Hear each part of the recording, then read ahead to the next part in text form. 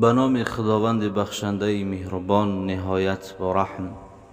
السلام علیکم و رحمت الله. پدران و مادران، برادران و کل مسلمانانی که در کل کره زمین ما را میشنوید، بنده امروز خواستم یکی از قصه های بهترین قصه های اهل اصحاب، یکی از اصحاب رسول خدا صلی الله علیه و سلم که جنت مشتاق اون شخص بدن، قصه اون حضرت بزرگوار را برای شما بیان کنیم.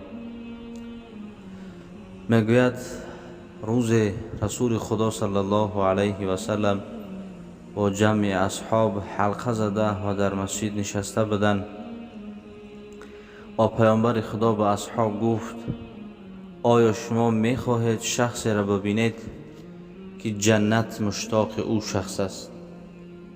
واقعا هر یکی ما و شما میکوشیم، نماز میگذاریم، روزه میگیریم و طاعت عبادت پروردگار را میکنیم به خاطر اینه که الله برای ما و شما جنت نصیب بگردانه. اما ببینید که رسول خدا میگوید: آیا شما میخواهید شخصی را ببینید که جنت مشتاق اون شخص است؟ اهل اصحاب میگه همه در تعجب افتادند و گفتند: آیا چنین شخص هم وجود دارد که جنت مشتاق اون شخص باشد؟ رسول خدا گفت: بله، اون شخص الحال از در مسجد داخل می شود. همه میگوید دوان به نزد در رفتن تا که ببینند شخصیت را که او شخص جنت مشتاقش است. میگه رسول خدا گفت: بیایید بشینید در اینجا. او شخصیت عین حال خود داخل مسجد می شود و میگوید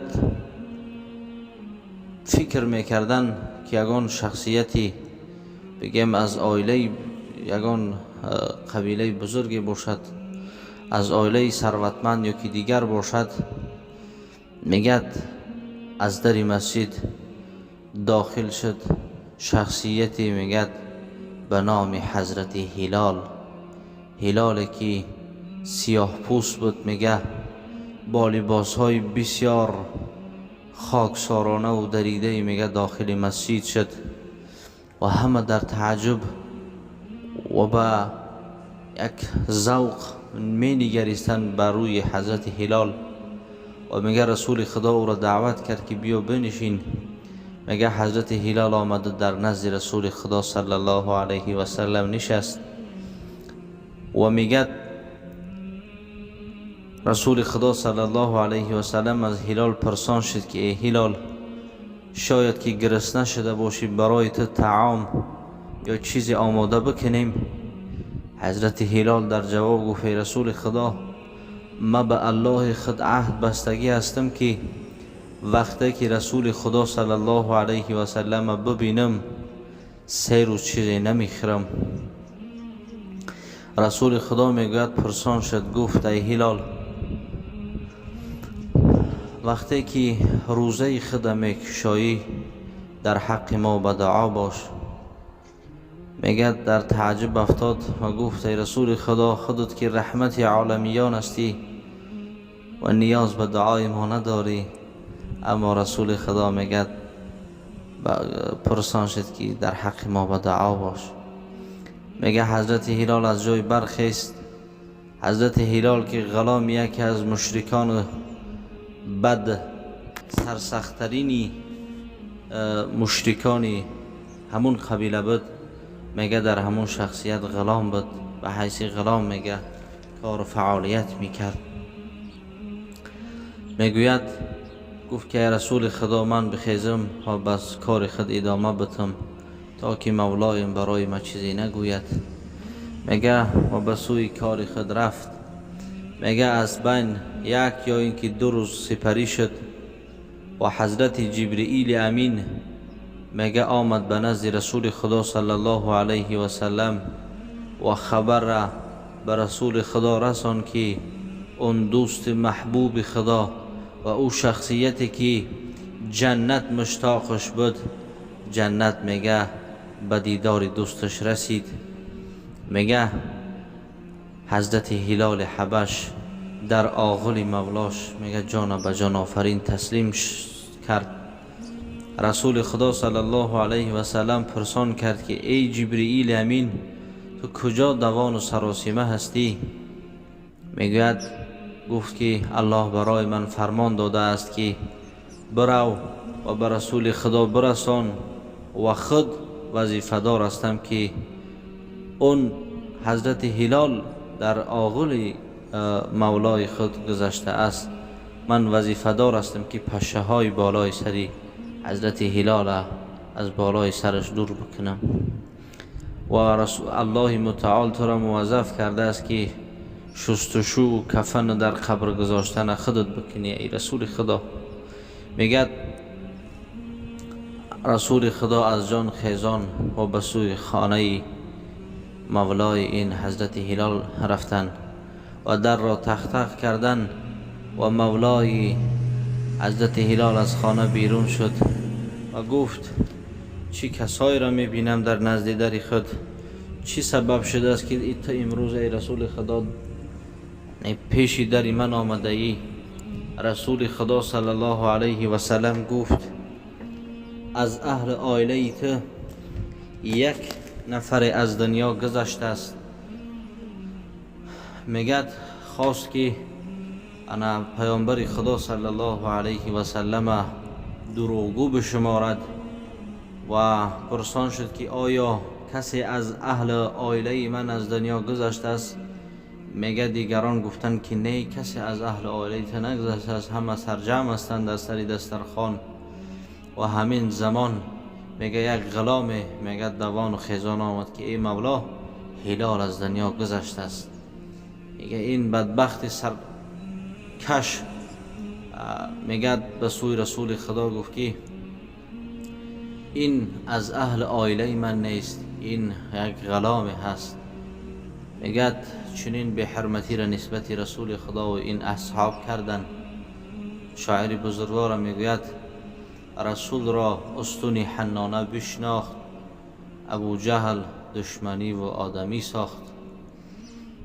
میگه رسول خدا صلی الله علیه و سلم یک کنده میگه شناخت و گریه کرد برای رسول خدا صلی الله علیه و سلم، اما بعض انسان ها میگه رسول خدا را نشناختن به پیامبری. میگوید و داخل آغل این مولا شدن و حضرت هلال میگه به نزدش آمدن و دیدن که جبرئیل امین پشه های بالای سر حضرت هلال میگه از بالای سرش دور میکردن و همین لحظه آمدن و سری حضرت هلال، سری مبارک حضرت هلال بالای زانوی خود گذاشتن و میگوید حضرت عمر پرسان شده رسول خدا آیا اجازت میدهید که حضرت هلال من شستشو بکنم و او را در قبر بگذارم؟ رسول خدا گفت این فرمان پروردگار است که من خود شستشو بکنم و او را در قبر بگذارم. میگه رسول خدا صلی الله علیه و سلم شستشو کردن حضرت هلال و او را وقتی که میگه در قبر میگذاشتن، وقتی که بالای لحد پوشانیدن، میگه رسول خدا صلی الله علیه و سلم تبسمی کرد. اهل اصحاب میگه در تعجب افتادن و پرسیدن ای رسول خدا صلی الله علیه و سلم آیا تا جایی که ما میدونیم این یعنی قبرستان جای توبه است، جای به یاد آوردن مرگ است، قبر است جای به یاد آوردن آخرت است، اما تا جایی که ما میبینیم ای رسول خدا در لبان شما تبسم است. این سبب حکمتش در چیست رسول خدا؟ پیامبر خدا گفت چیزی را که من میبینم اهل اصحاب شما را میدیدید هر آینه شما را تبسم میکردید. میگه اهل اصحاب حریص شدن، پرسان شدن که رسول خدا چه چیزی را مشاهده کرده دیدید؟ رسول خدا میگه بیان کرد که وقتی که حضرت هلال میگه در قبر گذاشتیم همون زمان میگه دو حور بهشتی، یعنی میوگی های از بهشت، و دیگر میگه در دستش آب از آب کوثر بهشت. میگه منتظری بدن که حضرت هلال در دنیا روزدار بدن، از مال و از خوراکه های دنیا میگه دست کشیده بدن، روزدار بدن دائما. میگه و نزد حضرت هلال آوردن که تا که از میوگی های بهشت، از آب کوثر میگه استشمام بکنن و تناول بکنن. میگوید حضرت هلال و دید که یک حور بهشتی آمده است تا که در نکاح حضرت هلال بدراید. حضرت هلال میگه یک جواب داد که مرد بر تبسم افتان و عشق و محبت حضرت هلال به پروردگار خیش ببینید که چی گفت. گفت قسم به خداوند که من خلق کرد و جان من گرفت، تا زمانی که دیدار پروردگار نبینم، تا زمانی که ملاقات با الله خیش نکنم، نه از این میوگی ها استعمال میکنم و نه از این آب می نوشم و نه با این حور بهشتی ازدواج میکنم. میگه این محبتی حضرت هلال با پروردگار، با اسلام و با رسول خدا دید و میگه من در تبسم افتاد. ببینید برادران گرامی قدرم که مهر و محبتی این اهل اصحاب با الله و با دین خدا چگونه بدن. در آخر دعا میکنیم که پروردگارا مهر و محبت ما را با دین خدا مانندی مهر و محبت اهل اصحاب با پیامبر خدا و با دین خدا و با الله بگردان. پروردگار ما را توفیق عمل کردن در راه اهدینا الصراط المستقیم نصیب روزی بگردان. پروردگار ما را به گفتگی هامون عمل کردن نصیب روزی بگردان. السلام علیکم و رحمت الله. با شما بودم بنده عبدالله، یکایک شما را از برای الله پاک دوست می‌دارم. خدای رحمتگار ما شما باشد. السلام علیکم.